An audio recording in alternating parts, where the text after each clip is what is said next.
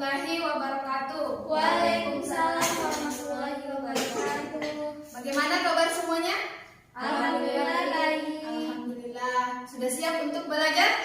Siap. Pasti harus siap. Ke sekolah itu untuk belajar, bukan untuk makan. Baik, anak-anak, sebelum memulai pelajaran, karena ini pelajaran pendidikan agama Islam, maka kita awali dengan berdoa. Siapa ketua kelasnya? Ibu. Oke, ketua kelas silahkan pimpin doa. Baik teman-teman, sebelum kita belajar, marilah kita berdoa. Doa dimulai. Berdoa selesai. Oke.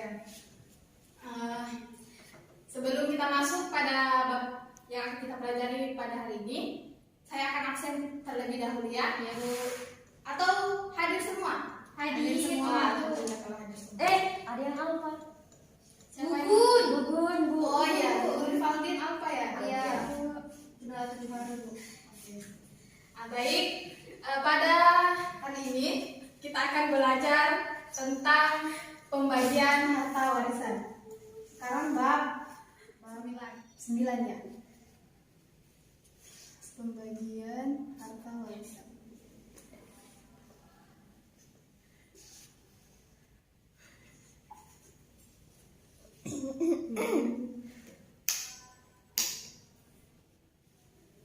Sebelum masuk pada pembahasan mengenai pembagian harta warisan, ada yang masih ingat apa itu warisan? Masih, Bu. Apa itu? Membagikan harta warisan orang yang telah meninggal. Nah, tepat sekali. Nah, sekarang kita bahas bagaimana pembagiannya. Yang pertama itu kita harus mengetahui siapa saja yang akan dibagikan harta warisan itu atau ahli waris. Kemudian cara membagikannya itu yang pertama itu ahli waris pihak laki-laki. Ahli waris pihak laki-laki itu ada 14. Pertama, anak laki-laki kandung. Silahkan dicatat. Cukup kita dari 15 menit. Anak laki-laki kandung. Yang kedua, sudah sampai ke lagi. Mungkin yang itu apa?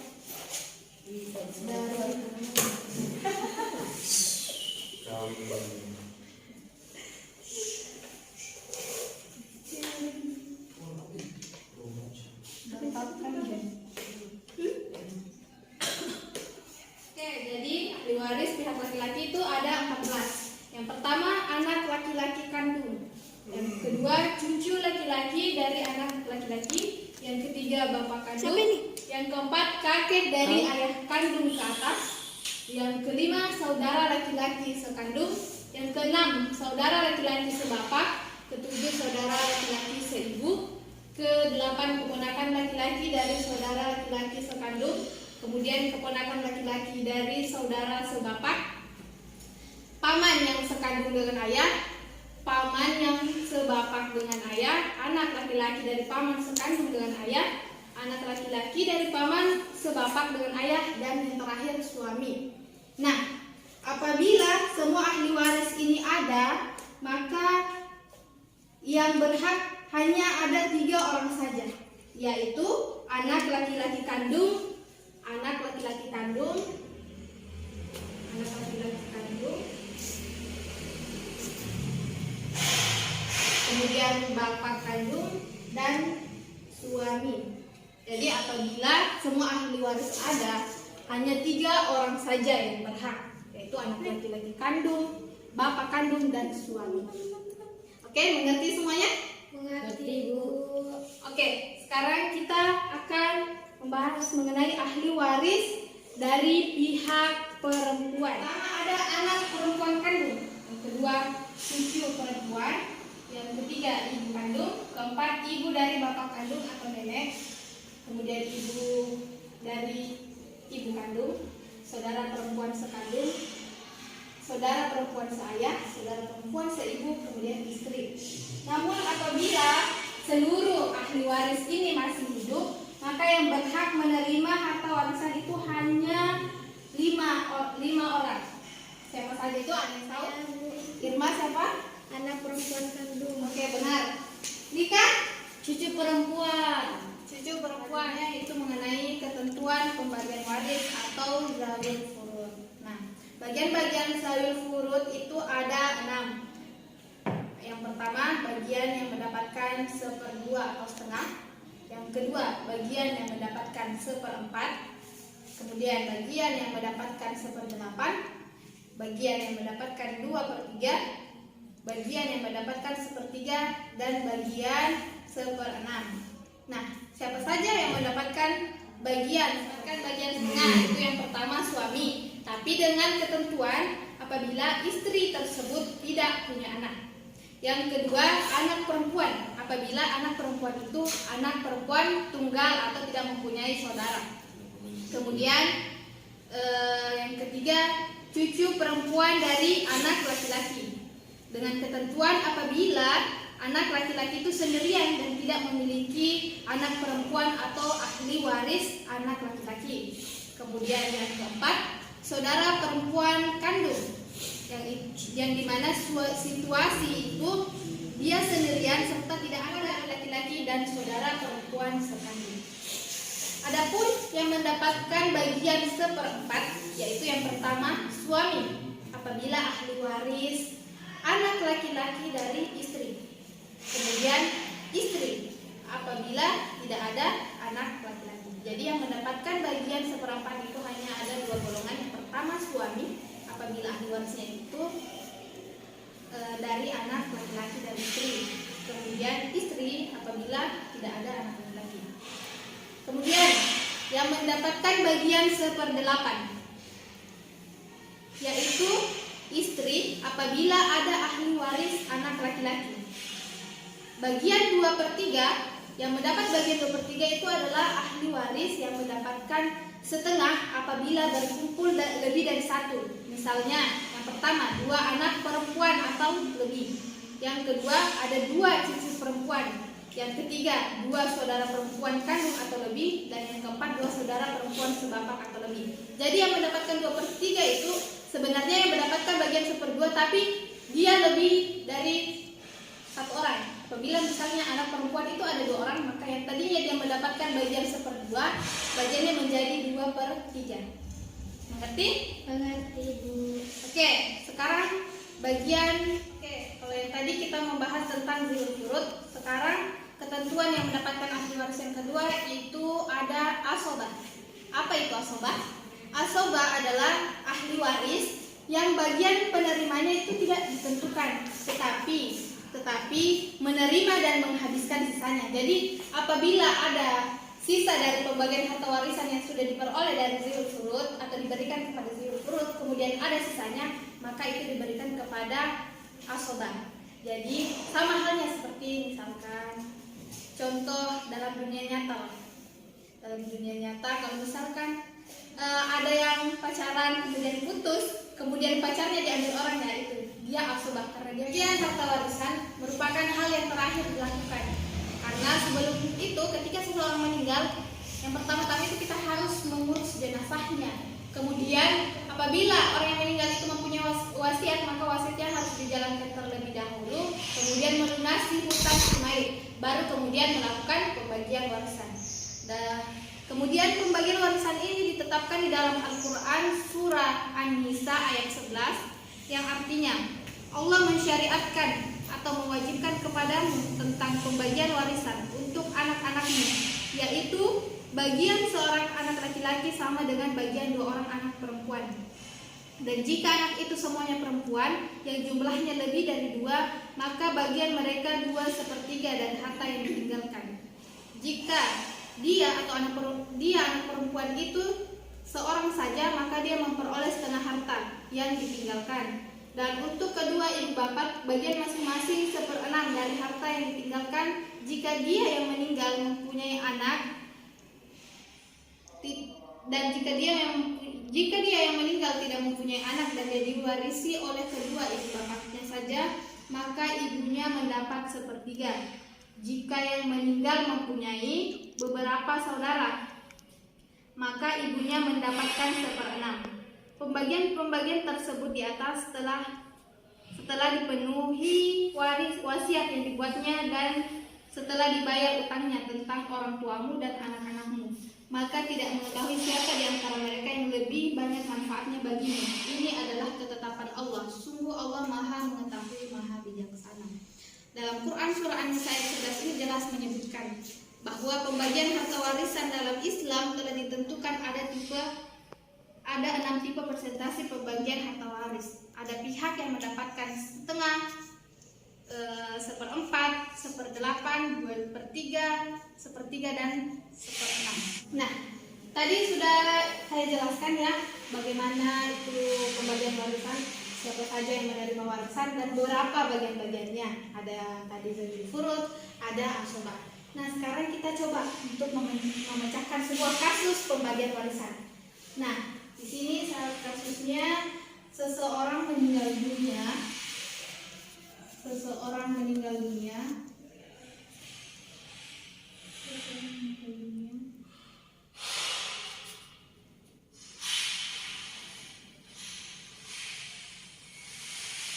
Meninggalkan harta sebesar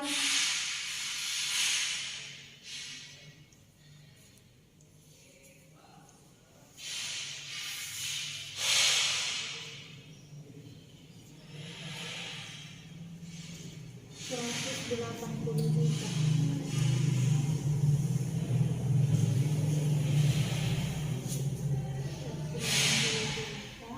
Ahli warisnya terdiri dari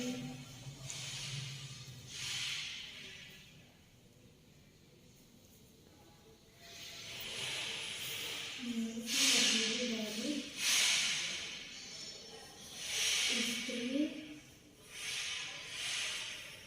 ibu, dan dua anak.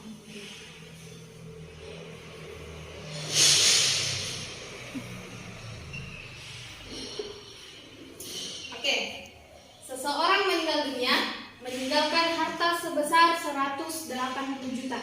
Ahli warisnya terdiri dari istri, ibu, dan 2 anak laki-laki. Maka penyelesaiannya yang pertama istri.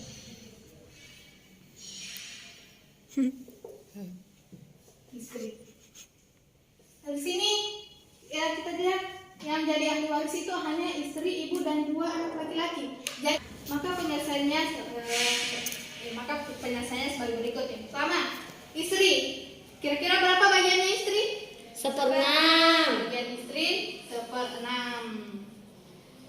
Bagiannya ibu 1/8. 1/8. Kalau bagiannya 2 anak laki-laki? Asabah. Ya, pintar sekali. Masya Allah. Anak laki-laki.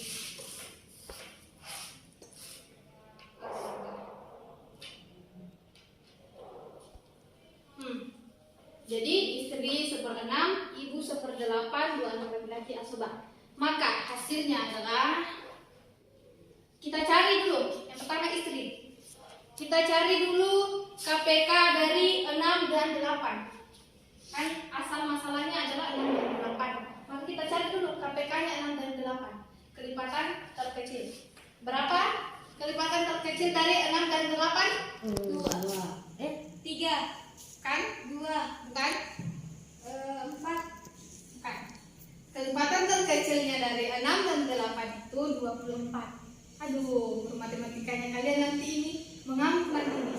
Kalian tidak tahu kelipatannya 6 dengan 8. Udah berapa tahun? Oke. Jadi istri, pernah dicari istri ya, berapa bagian posnya istri. Jadi KPK-nya di sini KPK-nya itu 24. Jadi 1/6 dikalikan dengan 24, kemudian dikalikan dengan 180 juta. 180 juta. Maka hasilnya adalah bagian istri 1/6 dikali dengan KPK-nya 24 dikali dengan 180 juta. Coba kalian hitung kira-kira berapa hasilnya? 30 juta 24 ribu. 30 juta 24 ribu. 24 rupiah. Nah, kita bulatkan, bisa kita bulatkan 30 juta. 30 juta. Kemudian selanjutnya ibu. yang seperdelapan. Ada yang bisa kerja? Ada yang berani kerja? Di apa? Kerjakan yang saya. Oke, silahkan Irma maju.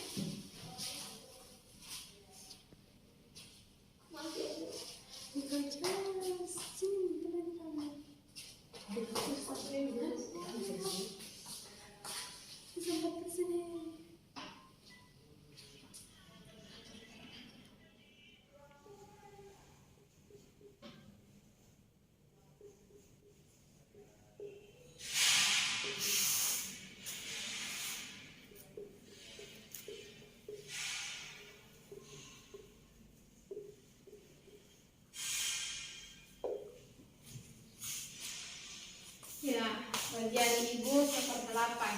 Nah, 24 dikali 150 hasilnya 22.500.000. Iya, benar.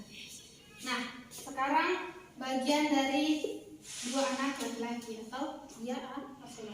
Jadi kalau dia asoba nanti harus kita jumlahkan. 30 juta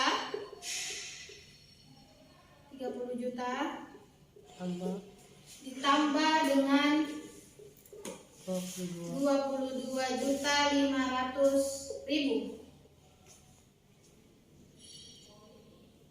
Kemudian dikurang 80 juta dikurang 52.500.000. Berapa? 127.500.000. Nah, tadi kan di sini ada dua anak laki-laki. Jadi yang 127.500.000 kita bagi dua. Coba berapa hasilnya? 127.500.000 dibagi dua. Karena tadi ada dua anak laki-laki. Hasilnya berapa? 750.000. Oke. Jadi sudah didapat ya. Bagiannya istri itu 30 juta, bagiannya ibu 22.500.000 dan bagian dua anak laki-laki itu masing-masing 63.750.000. Jadi begitulah contoh pembagian harta warisan dalam Islam. Itulah tadi contoh pembagian harta warisan dalam Islam. Nah, minggu depan kita akan lanjutkan lagi materi kita. Kita akan melakukan evaluasi. Jadi saya harap kepada anak-anak semuanya untuk mempelajari kembali mengenai materi kita pada hari ini di rumah. Jadi kita akan mengulang kembali. Apakah kalian sudah paham atau belum? Akan ibu tanyakan kembali di minggu depan. Baik, mungkin itu saja materi pada hari ini. Lebih dan kurangnya mohon dimaafkan. Kita akhiri dengan mengucapkan Alhamdulillah. Alhamdulillah. Baik, sekian. Wassalamualaikum warahmatullahi wabarakatuh. Waalaikumsalam warahmatullahi wabarakatuh.